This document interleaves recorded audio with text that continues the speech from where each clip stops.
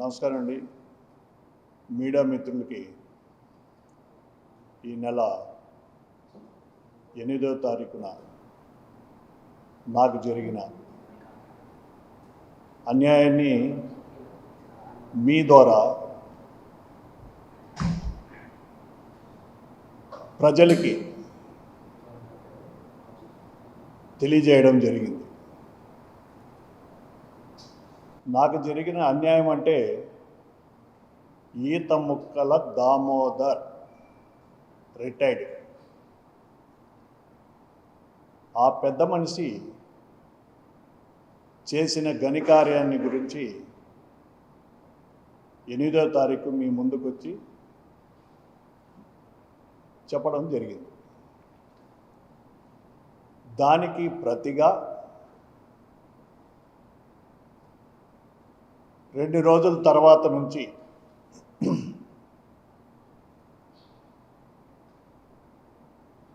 Media మిత్రులు నన్ను ఫోన్ల ద్వారాను నేరుగాను సంప్రదిస్తూ నన్ను ఒకే క్వశ్చన్ వేస్తున్నారు ప్రతి ఒక్కరు. నువ్వు అతని పైన అలిగేషన్ పెట్టావు కదా, అలిగేషన్ పెట్టింటే నువ్వు పోలీస్ కంప్లైంట్ ఇవ్వాలి కదా, అతను ఇచ్చిన కంప్లైంట్ ఏమో రిజిస్టర్ అయింది, నువ్వు నీ కంప్లైంట్ ఏమో సివిల్ మ్యాటర్ కిందకి ఇచ్చారు, డిస్మిస్ చేశారు.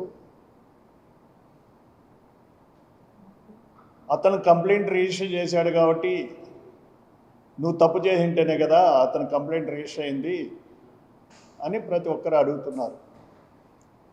దానికి ఈరోజు ఎవరెవరైతే అడిగారో వారి అందరికీ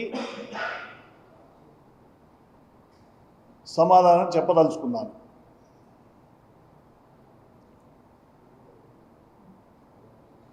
ముఖ్యంగా ఇది ఒక ల్యాండ్కి సంబంధించిన విషయం. ఈ ల్యాండు సేల్ డీడ్ అయ్యింది, ఇది వాస్తవం. సేల్ డీడ్లో రెగ్యులర్ ఫార్మెట్ అనేది ఉంటుంది. ఆ ఫార్మెట్కి అగైనెస్ట్గా పేమెంట్ ముట్టలేదనో పొజిషన్ ఇవ్వలేదనో రాసుకుంటే అది రిజిస్ట్రేషన్ అవ్వదు. మీ అందరికీ కూడా తెలుసు ఆ విషయం. వారిపైన నమ్మకంతో, వారికి నాకు ఉన్న గత పరిచయాలతోటి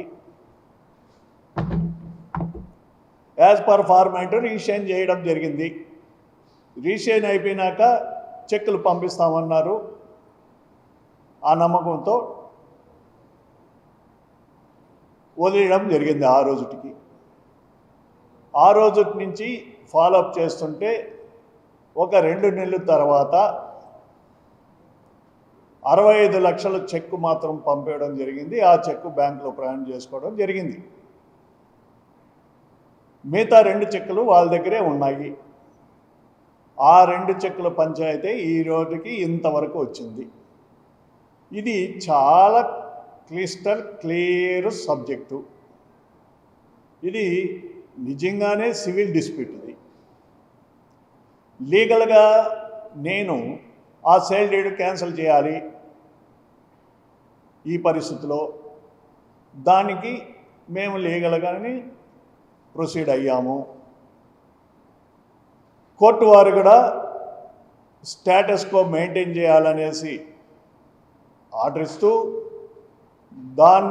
ఆ ల్యాండ్ని వేరే థర్డ్ పర్సన్కి ఎవరికి సేల్ చేయకూడదు, ఈ డిస్ప్యూట్ క్లియర్ అయ్యేంత వరకు క్లియర్గా ఆర్డర్ ఇవ్వడం జరిగింది. ఇది మేము పోలీసు వారికి సబ్మిషన్ ఇచ్చాం. అతనికి కోర్టు ద్వారా నోటీసులు కూడా పోయి ఉంటాయి. ముఖ్యంగా ఒక సేల్ డీడ్, ఇంత పెద్ద మనిషి ఒక సేల్ డీడ్ చేసుకున్న తర్వాత ఆ సేల్ ట్రాన్సాక్షను కంప్లీట్ చేయక ఇంత లిటిగేషన్లు క్రియేట్ చేసి ఇటు పోలీసు వారికి అవుతేనేమి, ప్రజలకు అవుతేనేమి, పర్సనల్గా నా ఫ్యామిలీకి అందరికీ డిస్టర్బ్ చేస్తూ పర్సనల్గా నా ఫ్యామిలీకి ఇంత హరాస్మెంట్ చేయడము కరెక్ట్ కాదు. కాబట్టి ఇది టోటల్ సివిల్ డిస్ప్యూటు. లీగల్గా కోర్టుకు పోయి ఏ విధంగా నా చట్ట ప్రకారం నాకు చెందాల్సిన డబ్బులు అవుతానేమి, లేక ఏదైతే రిజిస్టర్ చేశానో ఆ భూమి అవుతానేమి కోర్టు ద్వారానే నేను వెనక్కి తీసుకోవాలని పోరాటం చేస్తాను.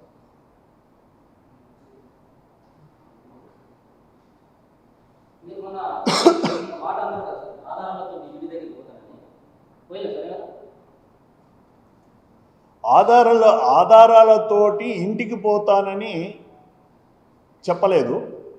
ఆధారాలతోటి ఇంటికి పోతే ఇంకొక కేసు పెట్టిస్తాడు, నా ఇంటిపైకి దౌర్జన్యం వచ్చాడనేసి. ఈడీ దగ్గరికి అవుతానేమి, బినామీ యాక్ట్ కిందకి అవుతానేమి, సిబిఐకి డెఫినెట్ ముందుకు పోతాం. ఎందుకంటే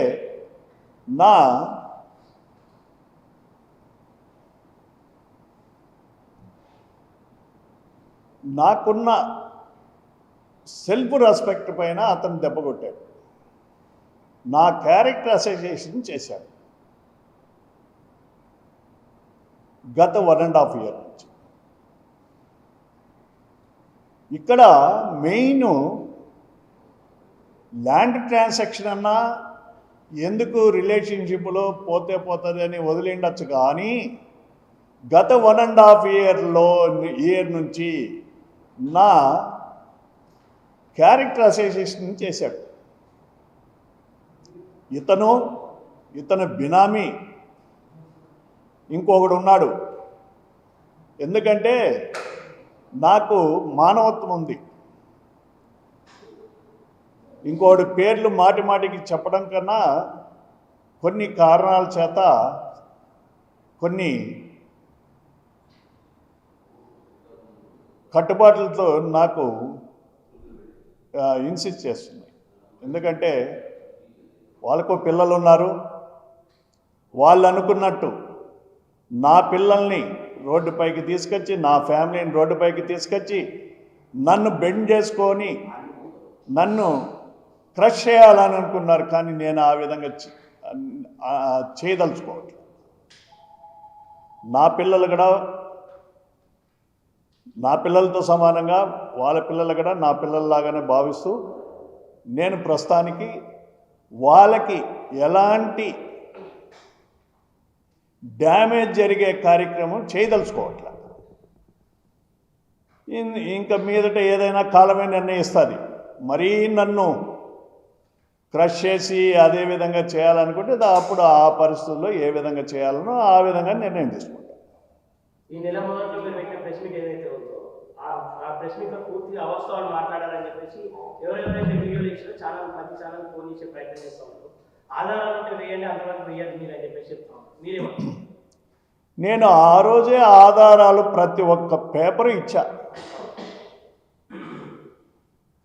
ఆ పేపర్ మీరు చూడంగానే వాళ్ళు తప్పు చేశారా, నేను తప్పు చేశానని మీరే నిర్ణయించవచ్చు. ఓకే, నేను తప్పు చేశాను, నేను ఇచ్చిన ఆధారాలు కూడా తప్పు అనుకోండి. వాళ్ళు దానికి రిప్లై స్పందించాలి కదా. వాళ్ళు నేను ఇచ్చిన ఆధారాలు తప్పు, నేను మాట్లాడింది తప్పు ప్రూవ్ చేసుకోవాలి కదా. నన్ను నిలబెట్టచ్చు కదా, నేను తప్పు చేశానని నిలబెట్టచ్చు కదా. ఆ రైట్ వాళ్ళకు ఉంది కదా. సార్ వాళ్ళు ఏమంటున్నారంటే ఆయన మీద గతంలో నక్సలిజం క్రిమినల్ కేసులు ఉన్నాయి, వేరే వాళ్ళకు వివిధ రకాలుగా సప్లై చేసేటోళ్ళు అన్నట్టు కూడా మీ గురించి బయట చెప్తున్నారు. ఓకే, నక్సల్స్ సంబంధాలు ఉన్నాయా అంటున్నారు. మిత్రులారా, మీరు ఒక్కటి గమనించాలా, ఒక ఏరియాలో ఒక డిస్టిక్లో ఒరిస్సా అవుతేనేమి, ఛత్తీస్గఢ్ అవుతేనేమి, జార్ఖండ్ అవుతేనేమి, ఇవన్నీ అటవీ ప్రాంతాలు. ఈ అటవీ ప్రాంతాల్లో అభివృద్ధి చేయడం కోసం కాంట్రాక్టర్లు పడే తిప్పలు అన్నీ ఇన్ని కాదు, నా ఒక్కడిపైనే కాదు, ఎవరెవరు ఉన్నారో కాంట్రాక్టర్ల పైన అంతా ఈ కేసులు ఉన్నాయి. ఎందుకంటే ఈ అటవీ ప్రాంతంలో వారి షెల్టర్ ఉంది. అటువైపు పోలీసు వారు ఉన్నారు, ఇటువైపు వీరు ఉన్నారు, నక్సల్స్ ఉన్నారు. వాళ్ళు పెట్టే డిమాండ్లకు అవుతేనేమి, వాళ్ళు పెట్టే టార్గెట్స్కి అవుతేనేమి, ఇరువురు కూడా కాంట్రాక్టర్లు చాలామంది బలైపోతుంటారు. అది ఒక స్టోరీ. ఇక్కడ నేను మలకనగిరి అనే డిస్టిక్లో ఏఓబి, ఏ అంటే ఆంధ్ర, ఓ అంటే ఒరిస్సా బార్డర్, ఏఓబిలో నేను వర్కులు చేశా మలకనగిరి డిస్టిక్లో. మనం ఈరోజు 2005లో ఉన్నాం. నేను 2011 నుండి 16 వరకు వర్క్స్ చేశాను ఆ డిస్టిక్లో. ఆ రోజు 2011 నుండి 16 వరకు ఇంకొక 30-35 సంవత్సరాలు వెనుకబడి ఉంటుంది ఆ జిల్లా. అట్లాంటి జిల్లా ఆ రోజు నరమానవుడు కూడా కనిపించేటోడు కాదు, రోడ్లు లేవు, ఏమీ లేవు.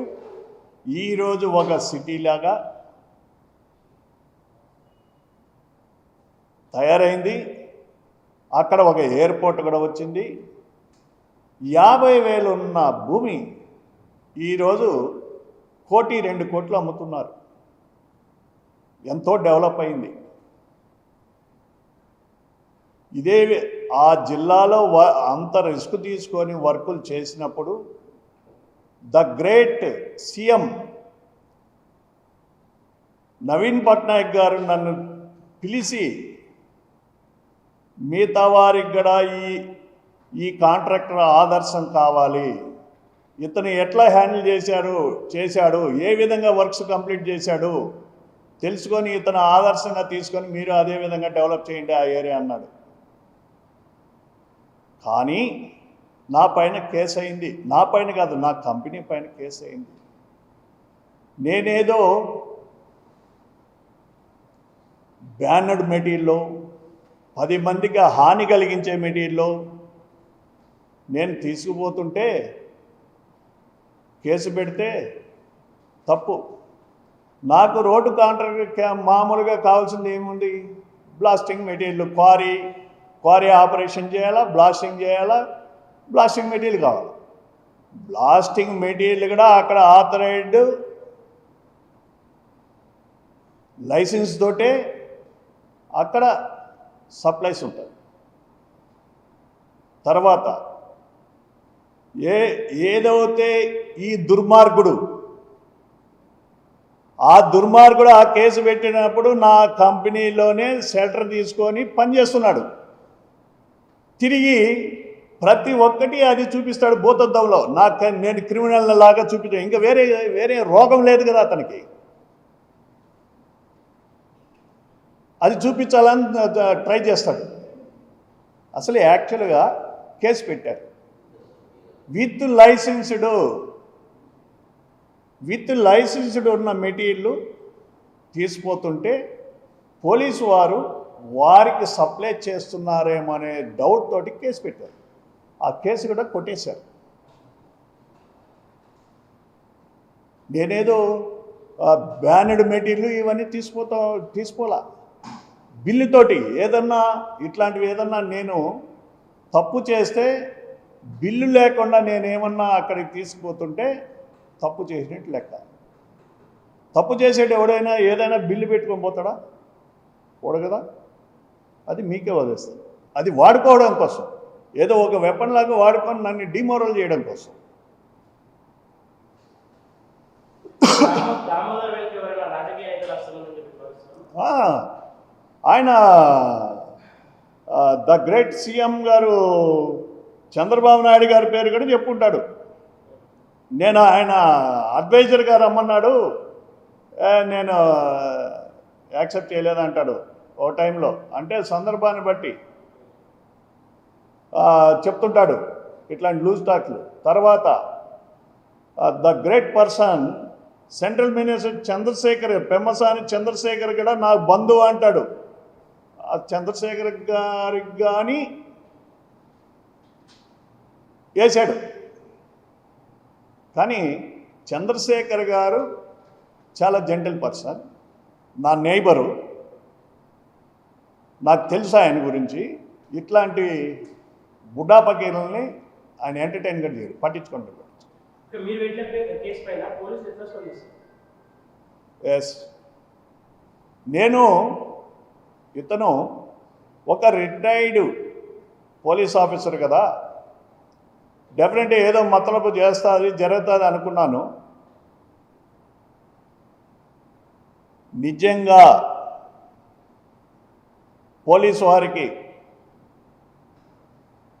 దండం పెట్టాలి. నేను ఎలాంటి ఇన్ఫ్లుయెన్స్ కాదు కదా, పరిచయాలతోటి కూడా నేను పోలేదు. ఒక సాధారణ వ్యక్తిగా అతను కంప్లైంట్ పెట్టంగానే నేను, నా కుటుంబము పోలీసు వారి ముందు పోయి విషయం అంతా తెలియజేయడం జరిగింది. రిటర్న్గా కూడా ఇవ్వడం జరిగింది. న్యాయబద్ధంగా వారు పేపర్ ప్రకారం ఏముండదో అది చేసి, ఒక పోలీసు ఆఫీసర్ అనేసి, ఒక సామాన్యుడు అనేసి ఈ తారతమ్యం లేకుండా వాళ్ళు ఒక కంక్లూజన్కి వచ్చారు, అదేవిధంగా చేశారు. వారికి నిజంగానే అట్లాంటి ఆఫీసర్లు అవుతానేమి, టాప్ టు బాటం అందరికీ చేతులెత్తి నమస్కరిస్తున్నాను.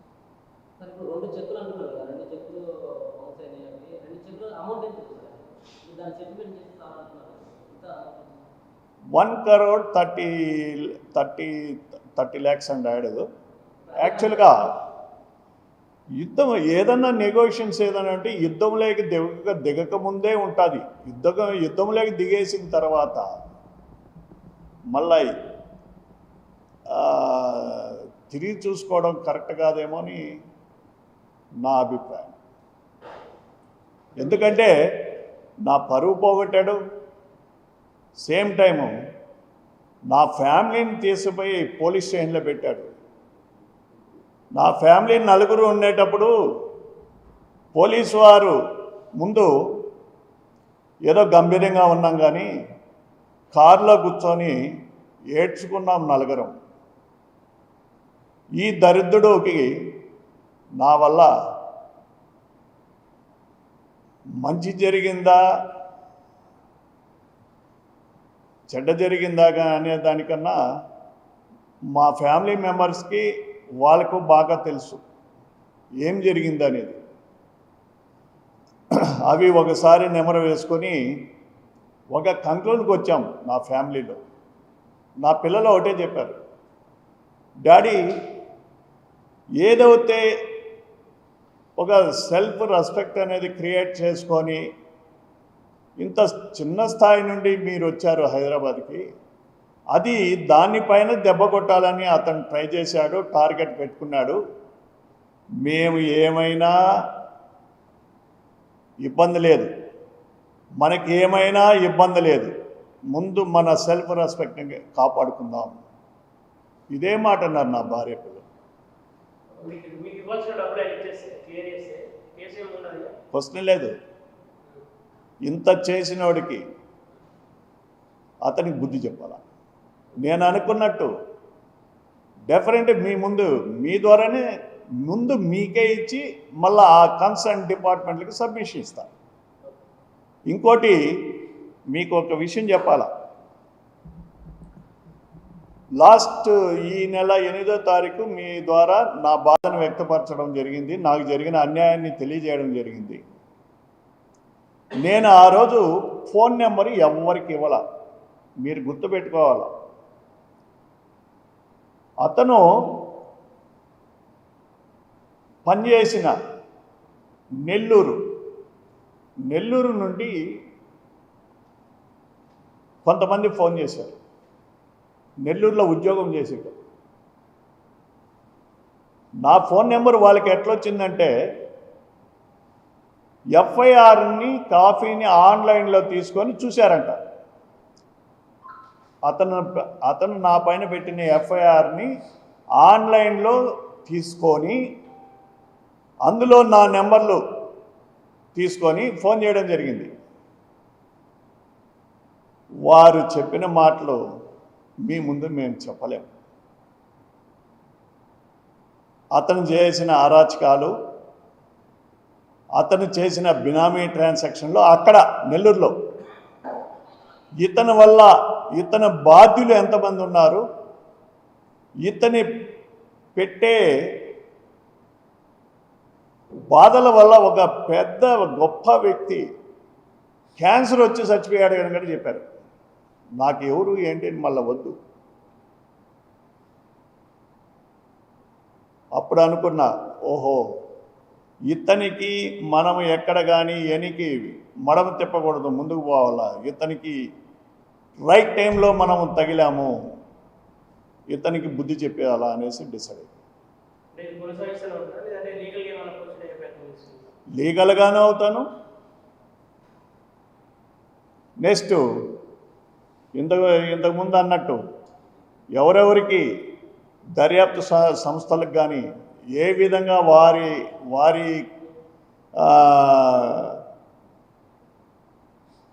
కనుసన్నలేక తీసుకోవాలా, ఏ విధంగా చేరాలని కూడా నేను ట్రై చేస్తాను. డెఫినెట్ పంపిస్తాను, డెఫినెట్ షార్ట్లీ.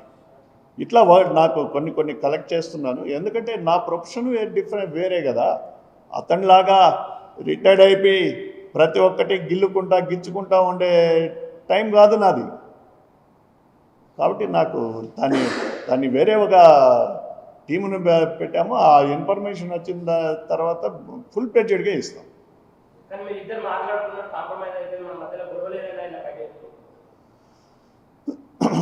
ఆ విధంగా కాంప్రమైజ్ అయ్యేదిగా ఉంటే ఆ విధంగా అయ్యే